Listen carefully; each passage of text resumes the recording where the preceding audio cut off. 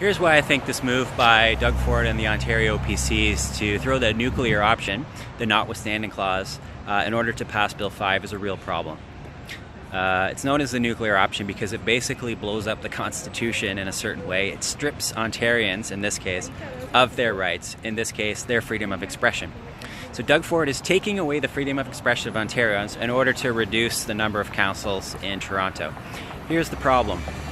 When you put the nuclear option on the table, now it's on the table. When you're not in power later, it can be used against you. This is exactly why no one launches nuclear bombs, even Donald Trump. Because when you throw a nuclear bomb at somebody, what happens? They throw a nuclear bomb right back at you. That's why nobody does it. You push the button, and a few minutes later, you get hit by the same weapon and you die.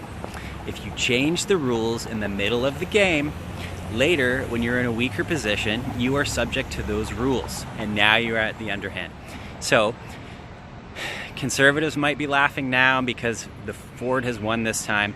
The problem is that maybe in 4 years the NDP wins the election, and now Andrea Horwath is in power, and maybe she says, you know what, I'm going to invoke the notwithstanding clause. I'm going to strip Ontarians of their land rights. We're going to take away all the farms, and we're going to build windmills and solar panels all over them. You don't like it? Oh, well, we've invoked the notwithstanding clause, and we've taken away your rights to protest about it, and we're going to override judges. Who needs judges? And you can't say anything about it, because when you cry about, oh, well, that's not fair, the response is going to be, wait a minute, these are your rules. You put the nuclear option on the table. You said it was okay to use the notwithstanding clause to take away people's rights. That's all we're doing. We're doing what you did. You don't get to complain. And that's what's going to happen.